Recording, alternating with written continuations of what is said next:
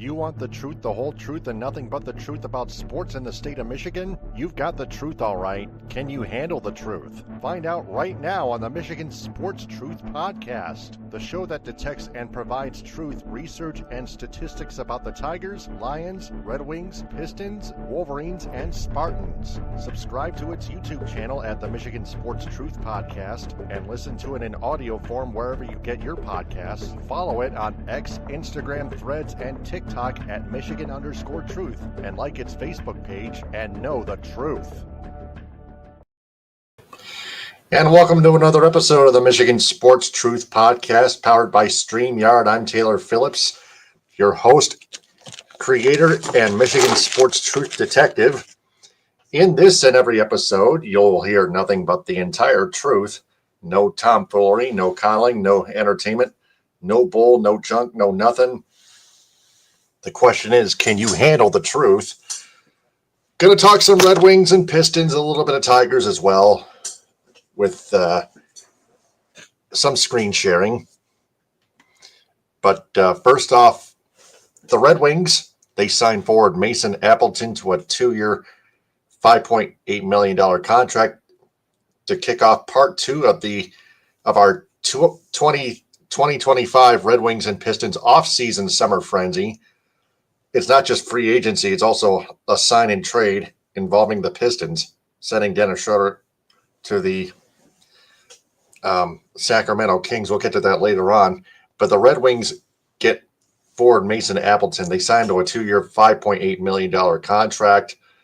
So let's go ahead and get to those advanced hockey stats on advancedhockeystats.com.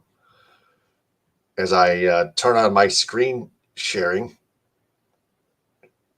right here on StreamYard. Mason Appleton, a projected WAR percentage of 43%. He's age 28, a third liner, a cap hit of $2.2 million plus one, times one. So you can see all his percentages and his graphs, his WAR percentile ranking. It's slightly declining from over 50%, slightly over 50%, like 52% from the 2022 to 2023 season to 43% after this previous season with the Winnipeg Jets.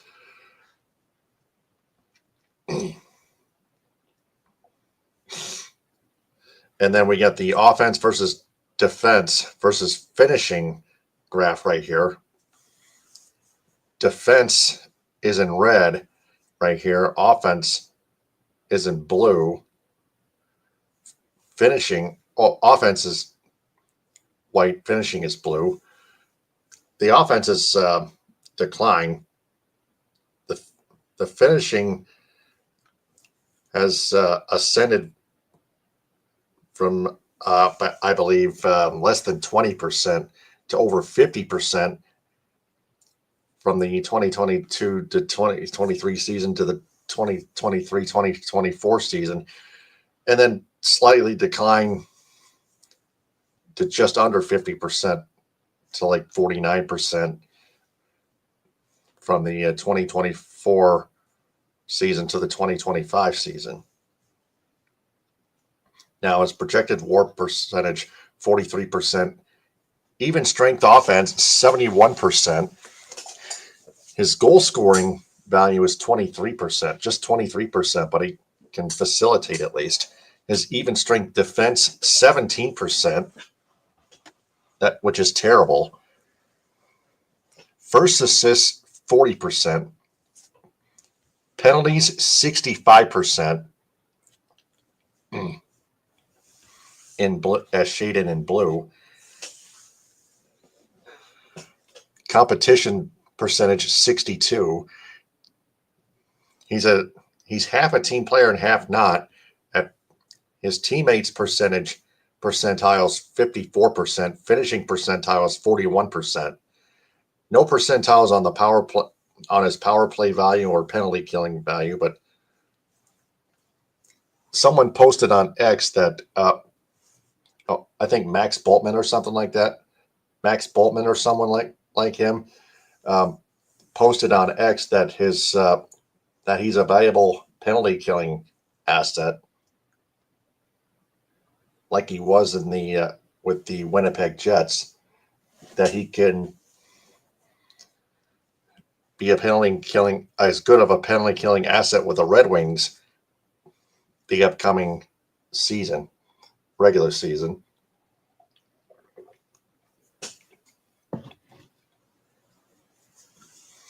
So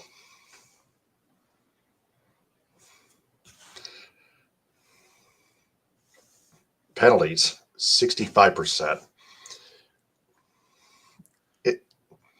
I'm not sure if I understand this. Does he commit as many penalties as 65%, or does he avoid as many penalties as 65%? But even strength offense and penalty killing are his only two bright spots. Competition, it's not terrible, but it could be better. A little bit, at least a little bit better. Competition, 62%. That could be like a half a bright spot, like 2.5 bright spots right there for Mason Appleton. But he can't defend, and he's not a goal scorer. No, not so much a finisher. And he is sometimes a team player, but not always. So Mason Appleton, he has bright spots and he has flaws. So that's why he's a third liner in time on ice. So it's not actually a big splash by Steve Yzerman, general manager of the Detroit Red Wings.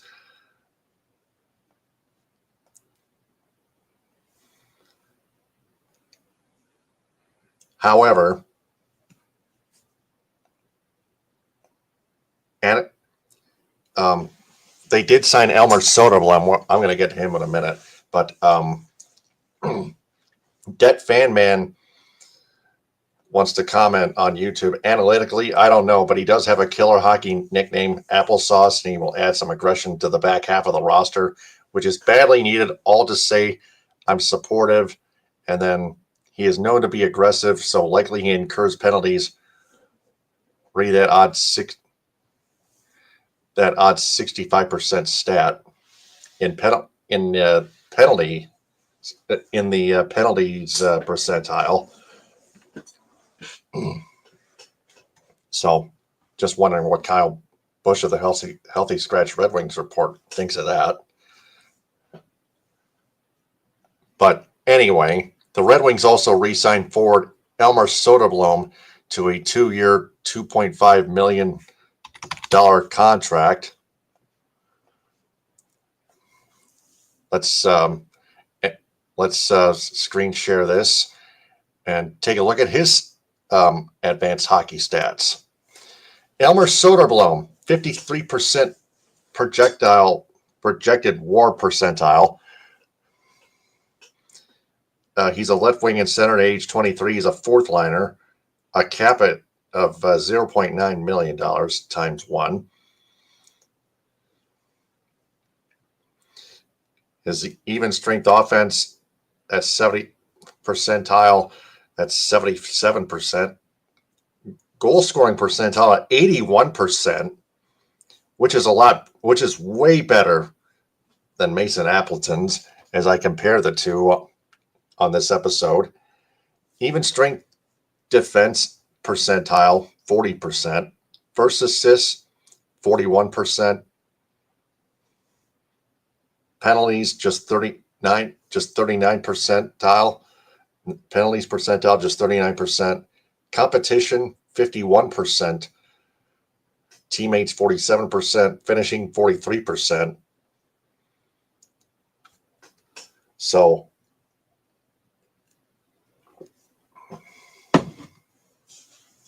Elmer Soderblom did not play in the 2023-2024 season at all. He was in Grand Rapids. So there are no lines there. That's why there are no lines there. Elmer Soderblom did have a WAR percentile ranking of 75% in the 22-23 campaign, but this past season, 24-25, his WAR percentile rank was just over 25%, just about close to 30%, if not quite there. I'm thinking like 28, 29%.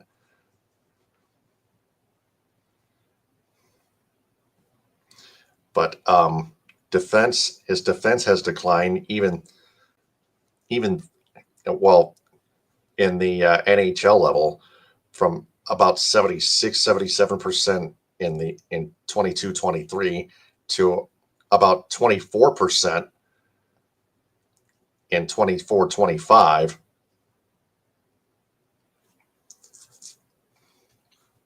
And then you got the finishing dot right here, about 20 to 21% this past season, 24-25 finishing percentile. His defense has declined. His offense is in white, just about under 70% in 2022-2023, about 68% or 67%. And then it went up about to 77% the offense percentile in 2024, 2025. So with that being said, Elmer Soderblom is actually a decent player overall.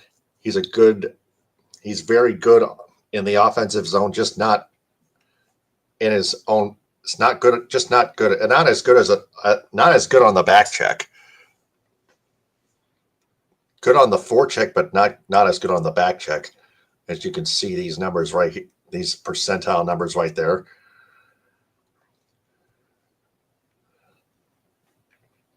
So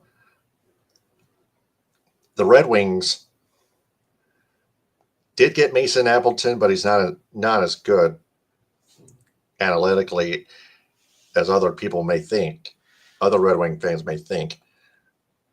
The Red Wings also re-signed for the Red Wings. Elmer Soderblom was a good re-signing because they need more offense.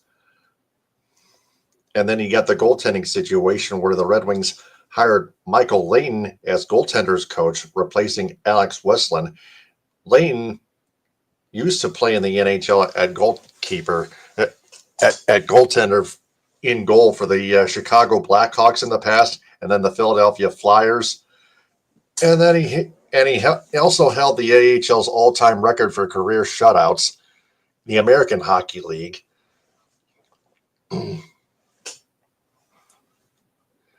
I don't exactly know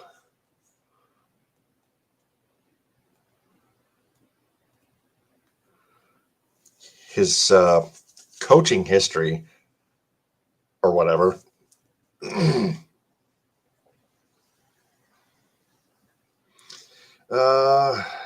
He'll be overseeing Detroit's tandem of John Gibson and Cam Talbot.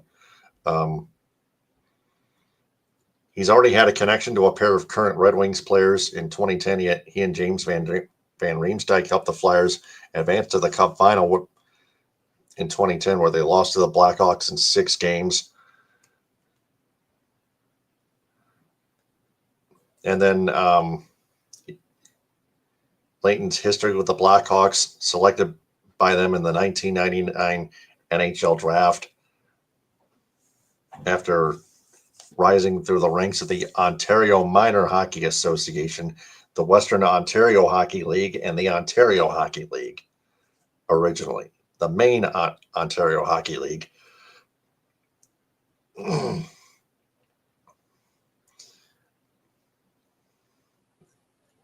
He also played for the AHL's Norfolk Admirals.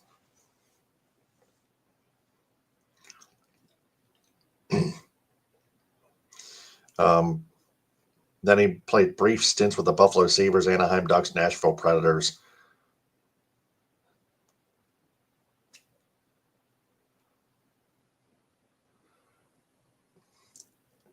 Still trying to look for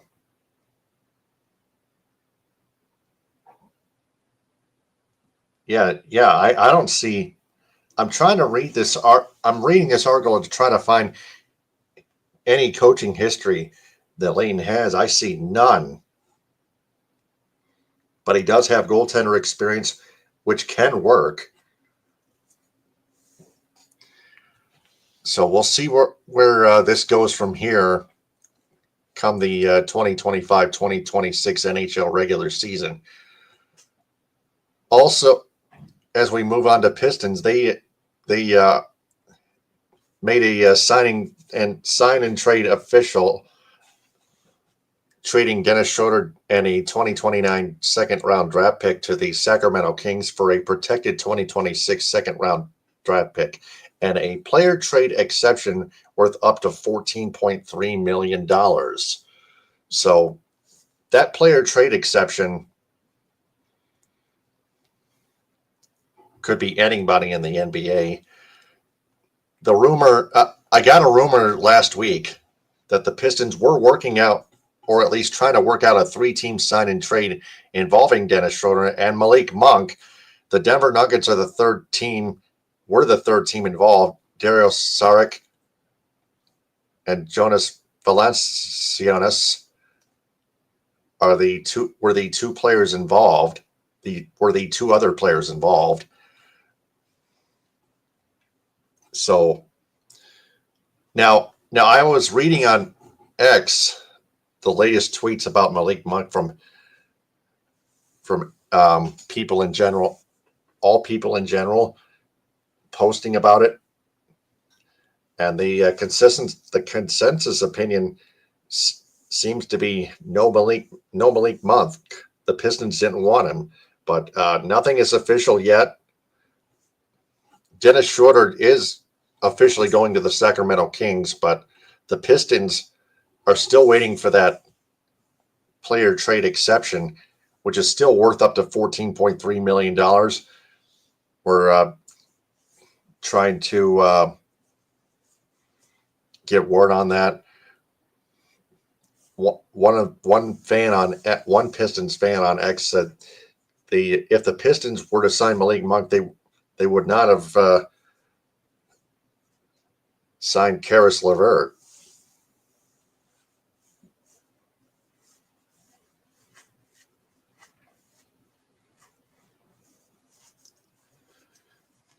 So this is all the Pistons have done prior to part 2 of this 2025 Red Wings and Pistons offseason summer frenzy.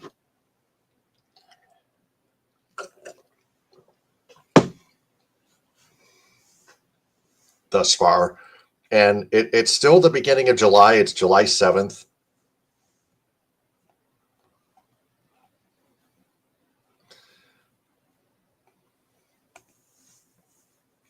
So that's all I have for that. So as we go to some Tigers for a bit, they won 5-1 earlier tonight.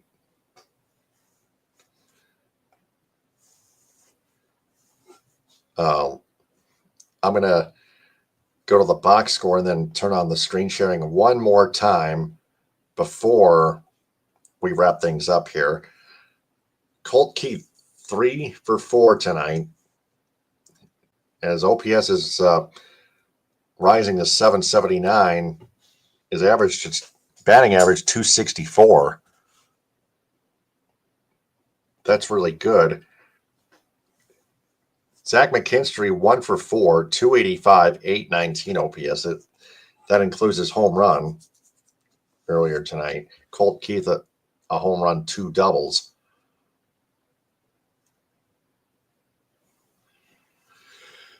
Also, Riley Green, a home run, 285, 876 OPS. Torkelson, 1 for 4, 235, 828 OPS. Javier Baez was hitting ninth tonight, 1 for 4, 2 RBIs, including a home run, 279 average, 768 OPS.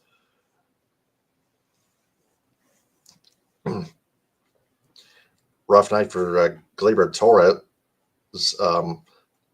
Well, sort of. Just 1 strikeout, 1 walk, 275, 804 OPS.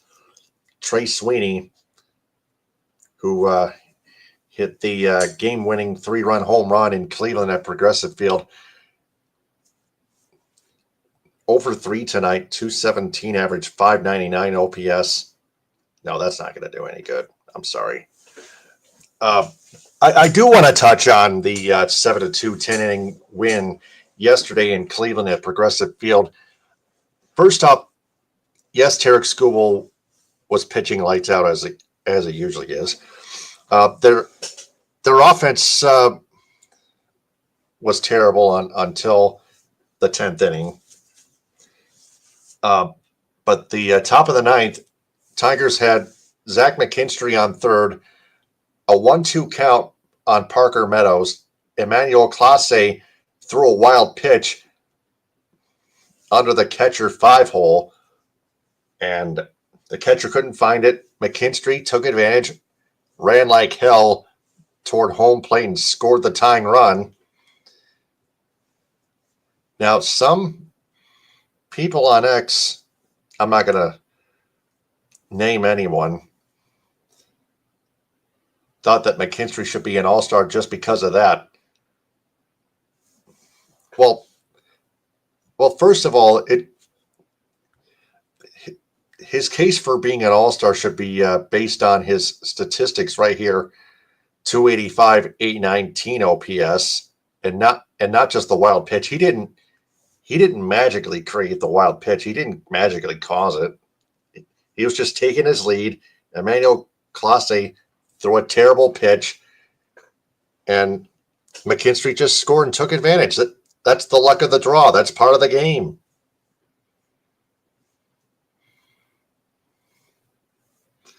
I mean, seriously, people want to go nuts on a wild pitch. Man, I was thrilled to see it too, but it was a luck of the draw. The Tigers got very lucky with that wild pitch.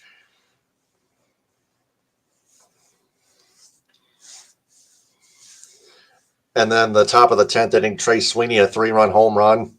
Matt Beerling with an RBI triple.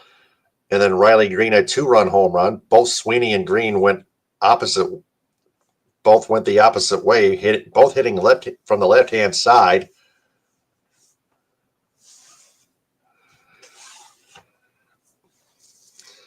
Sweeney's home run was the winner, as I mentioned before. Green's 2-run home run was just extra icing on the cake after Beerling's RBI triple, scoring Gleyber Torres.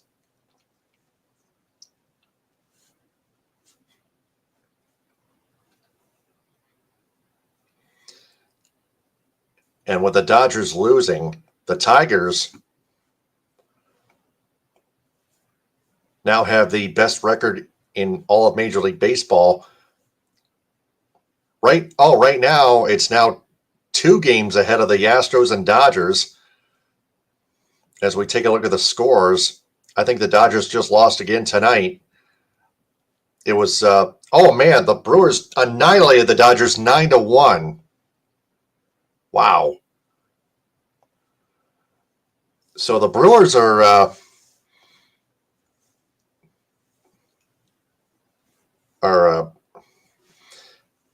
coming on strong. They're 51-40.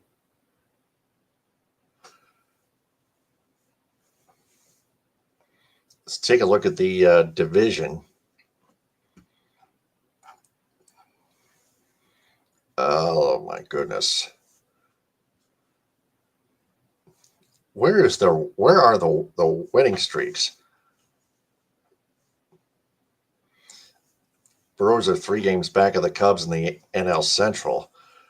Taking a look at the wild card, the NL wild card. Brewers hold the second wild card spot.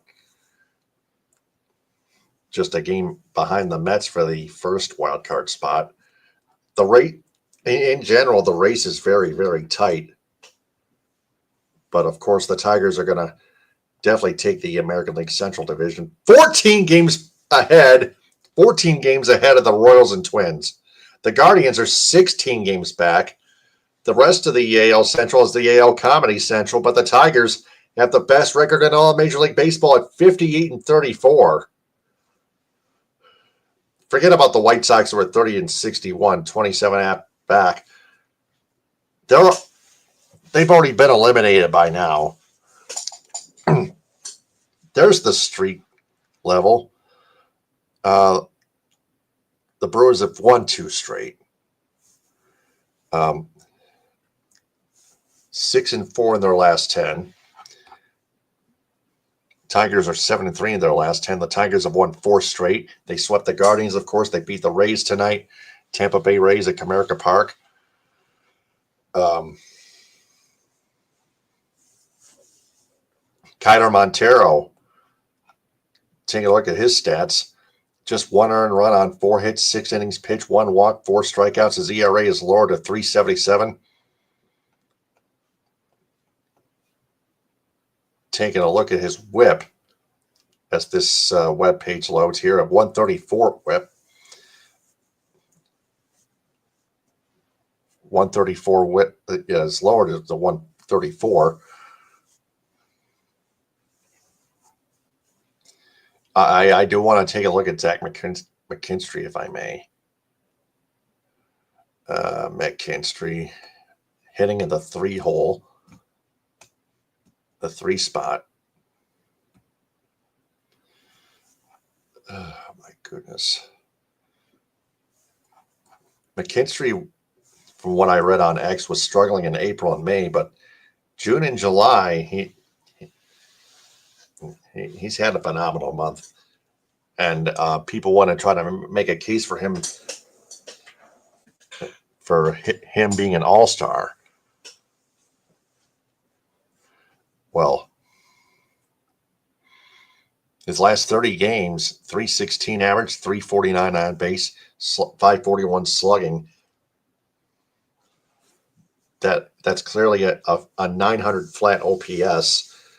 His last 15 games, 348 average, 360 on base, 630 slugging.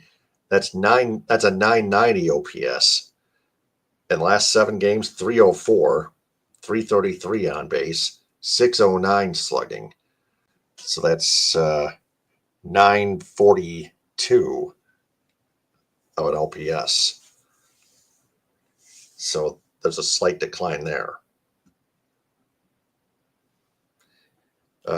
Game logs.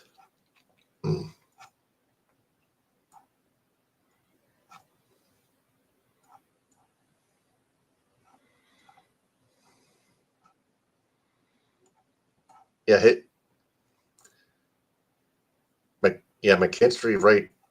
All of his numbers.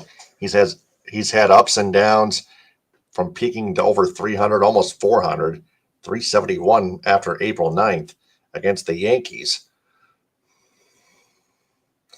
and then declining down to 250, as low as 254 after April 18th, and then 314 April 21st, back up to 314 on April 21st, back to 311 April 23rd, April 26th, 316. April 26th, 325. That's a double header. Then 326, April 29th, that's a 338 average in April, 421 on base, 488 slugging. That's a 909 OPS total in April.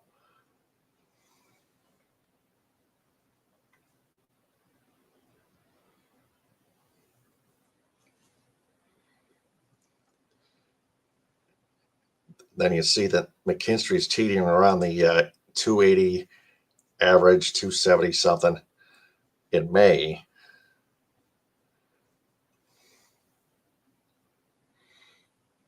And then lowers back down to 269 May 26th, and then 220, 266 May 30th. His total stats are in May are 200 batting average, 289 on base, 338 slugging. But yeah, his month of May was rough. That's 627. That's a 627. Just a 627 OPS for Zach McKinstry in May. Just a 200 batting average, flat. That's a decline right there. That could tell you why he's not quite an all-star material. He's not quite consistent enough. June, 321 average.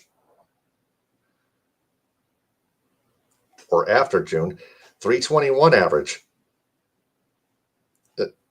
His total June statistics, 321 average, 353 on base, 538 slugging. So that is an 891 OPS, which is good.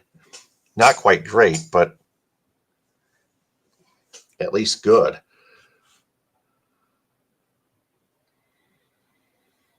But here in the month of July, 304 average, 333 on base percentage, 609 slugging. So if you total these up, it would be a 932 OPS in July thus far. So we'll see where that goes. Again, McKinstry just needs to be more consistent month by month with his offense.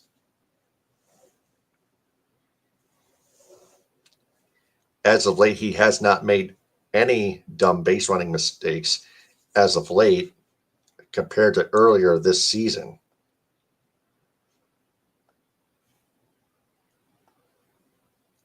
So, but that could tell you why he's not quite making the All-Star game, unless he becomes a replacement for an injured player or a player that's absent due to other matters, whether it's personal or emergency, something like that. It could be anything. So I'm going to take a sip of my water here.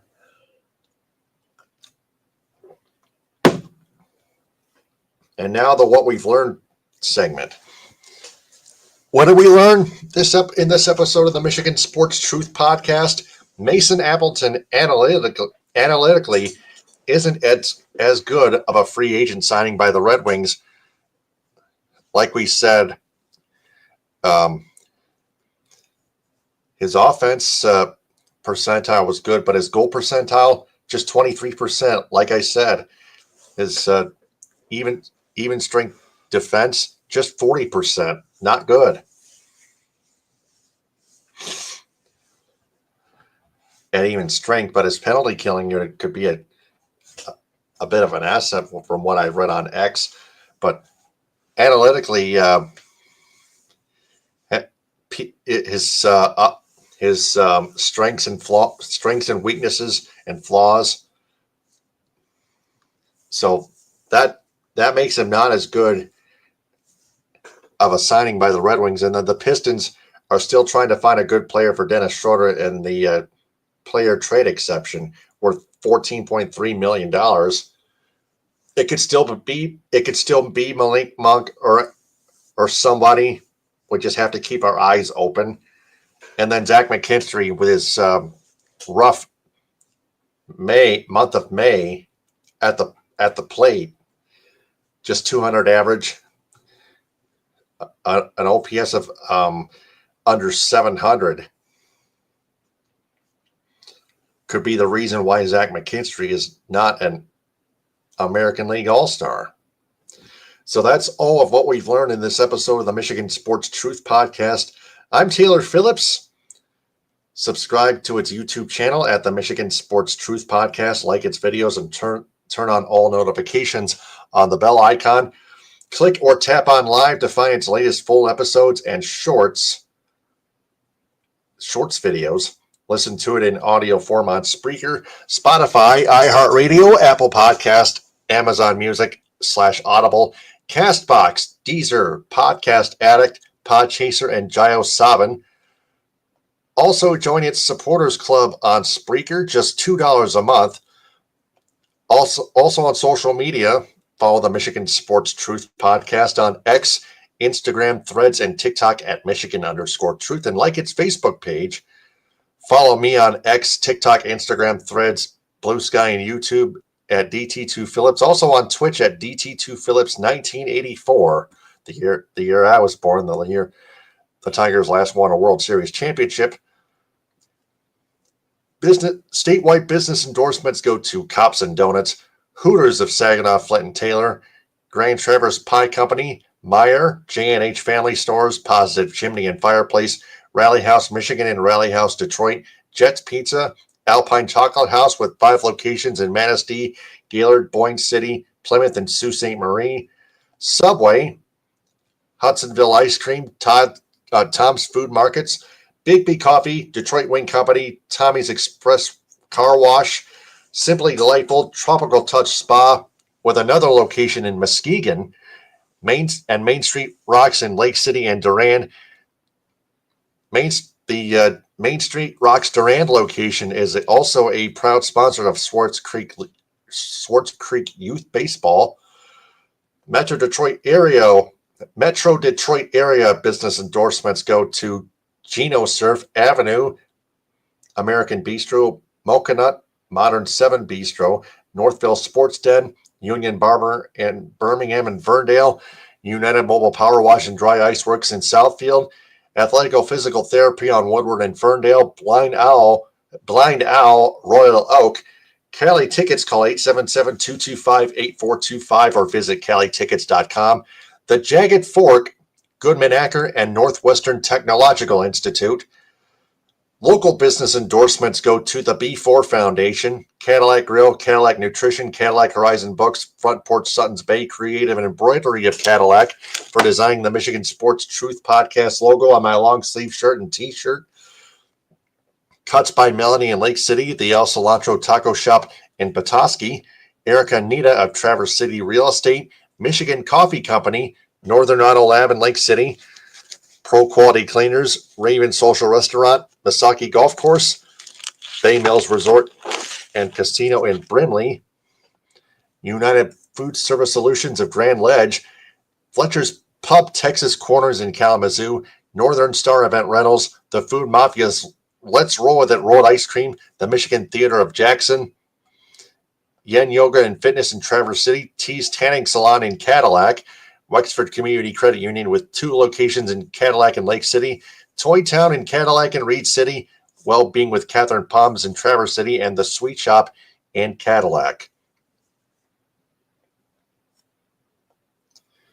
So we'll be back sometime next week. Until next time, stay on the lookout and remember that we always observe and detect the truth about our teams in the state of Michigan because the truth is everywhere. Ta-ta, hit 'em with a hind.